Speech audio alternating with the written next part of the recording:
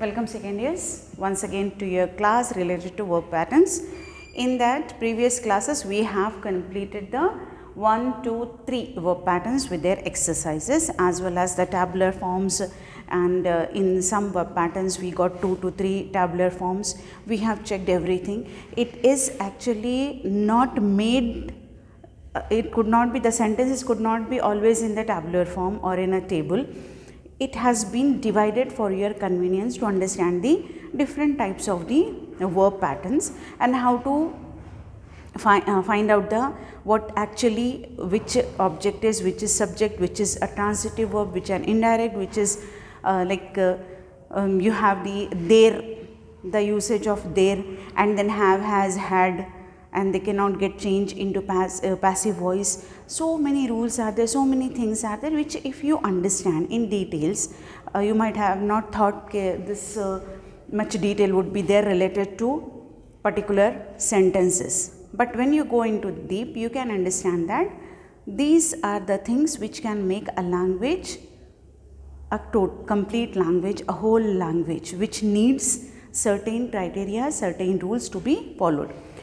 Now let us start our verb pattern number 4.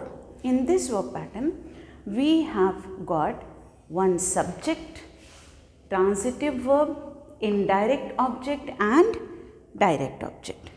Indirect and direct object. How?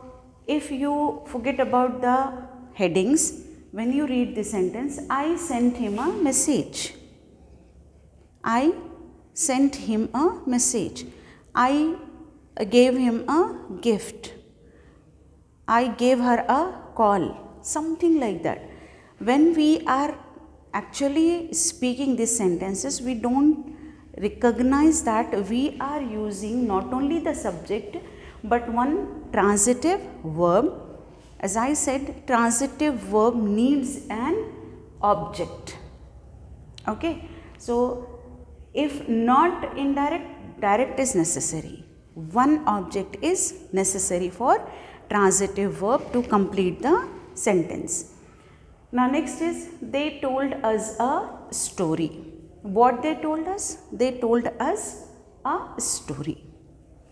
Here indirect object is us, whereas the direct object is a story.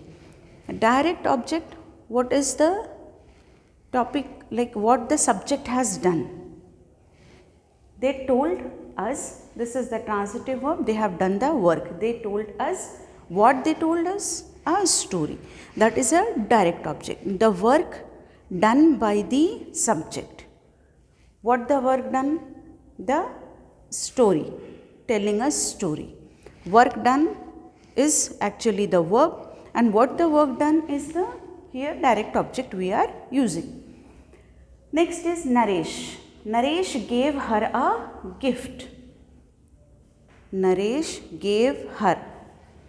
Naresh gave. Gave is obviously a transitive verb. It is a main verb which is being used in the past tense. Her is the indirect object. Anybody, anyone. Mother, sister, friend, classmate, anybody. Okay, that is indirect object. And here is a gift. What Naresh has given? A gift. To whom? To her. That there is a difference. Two questions we can ask with this one particular verb pattern.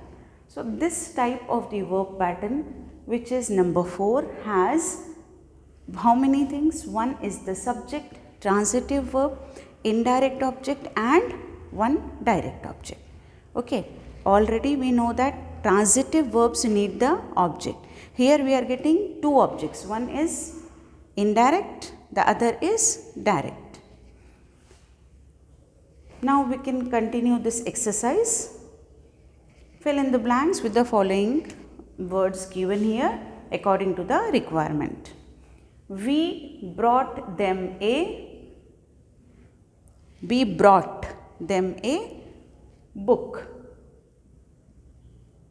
They taught him a lesson. This is number 3. I did not write him a letter. Now, what is the subject here? We. Transitive verb brought. Indirect object them. Direct object book.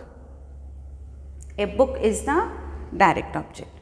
Now, they is the subject, transitive verb, indirect object, and this is the direct object. What is that? They taught him a lesson. That is the direct object.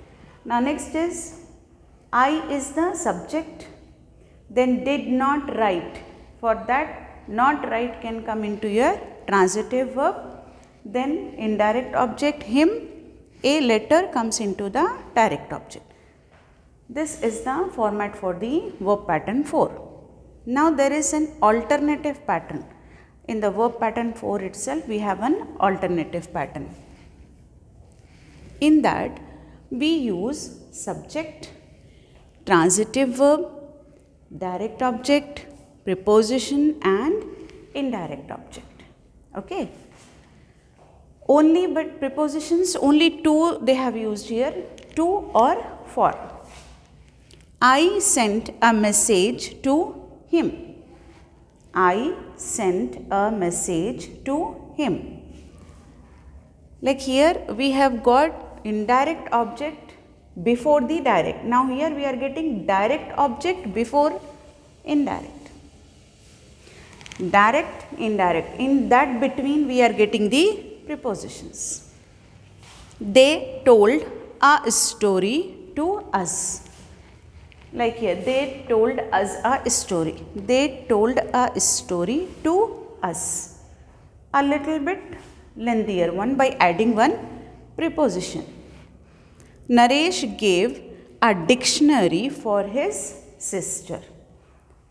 Here we have referred to Naresh gave her a gift. Here we are saying Naresh gave a dictionary, direct object. Now, instead of gift, we are specifying a dictionary for his sister. That is again the indirect object.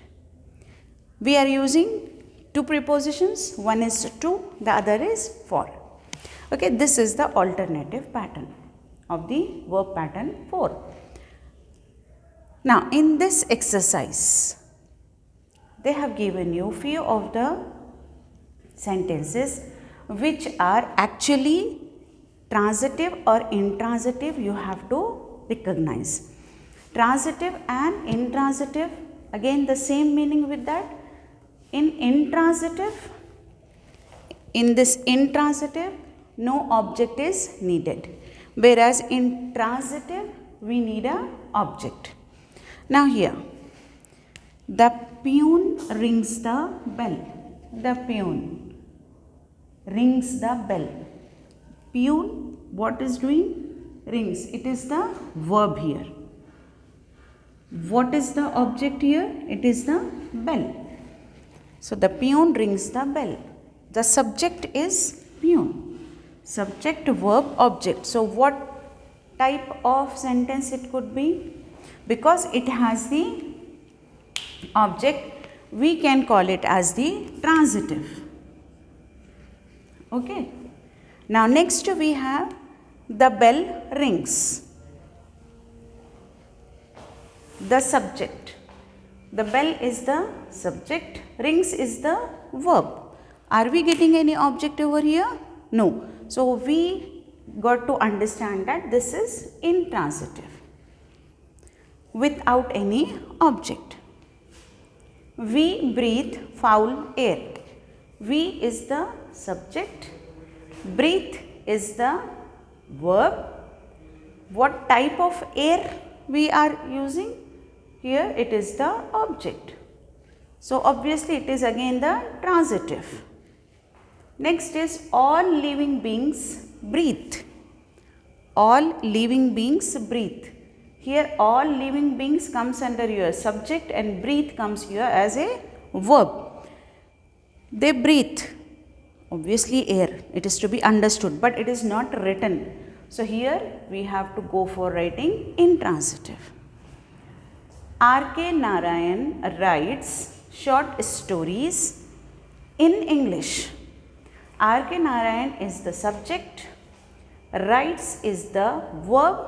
What he writes? Short stories.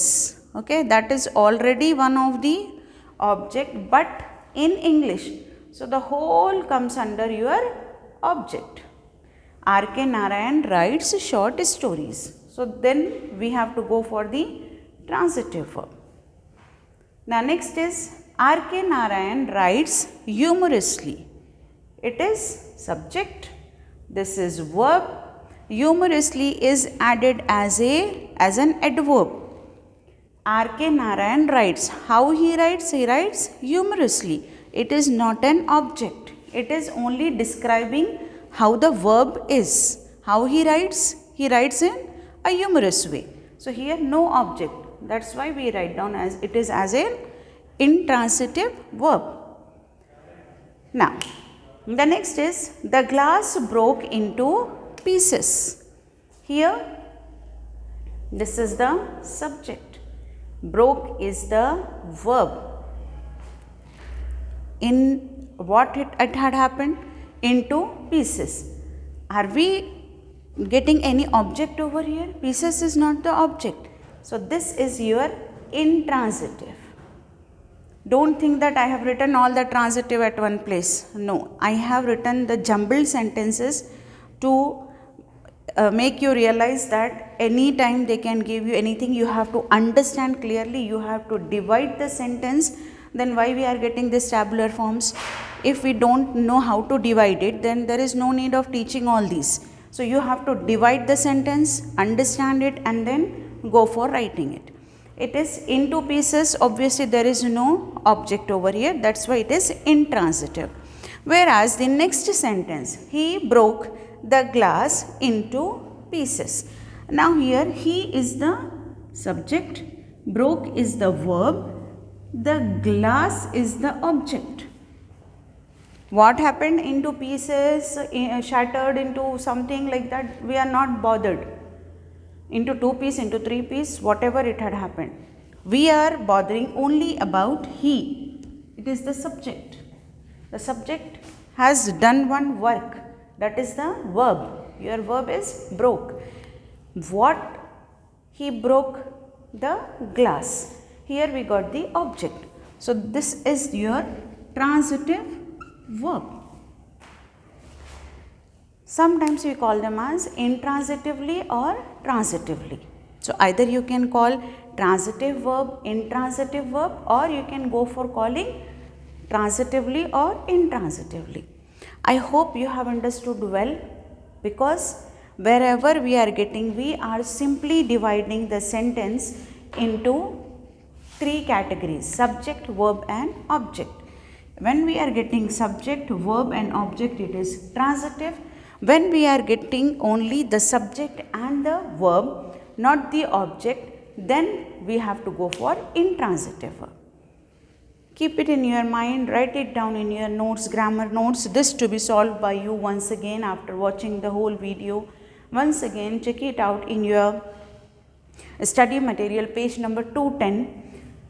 210 to 9, you have all these exercises. Go ahead, do the exercise by your own self, and as I said, always write down with a pencil, find it out the correct answer, whether you have done right or wrong, then check it out once again, and few sentences you should definitely copy down. Which are the sentences you have made wrong? Definitely you can copy down in your grammar notes. So if you write down twice or thrice, you can remember the verb pattern and you remember your mistake. So next time you will not repeat the same mistake, as I hope so.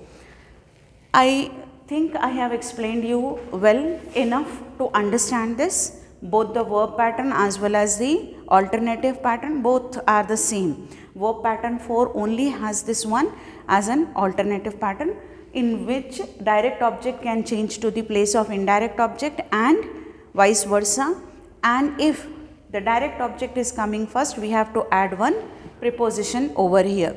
That is the simple same sentence is being used, so you should not get confused.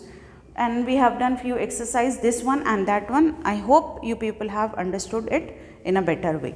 So in the next class, we'll go ahead with the explanation of the verb pattern 5, that is the last verb pattern. With that, we'll go with the further explanation and the exercise of that related to your verb pattern, as well as we'll go for the total exercise of the verb patterns to find it out how much we have understood. Okay, so by the time, take care, have a nice day.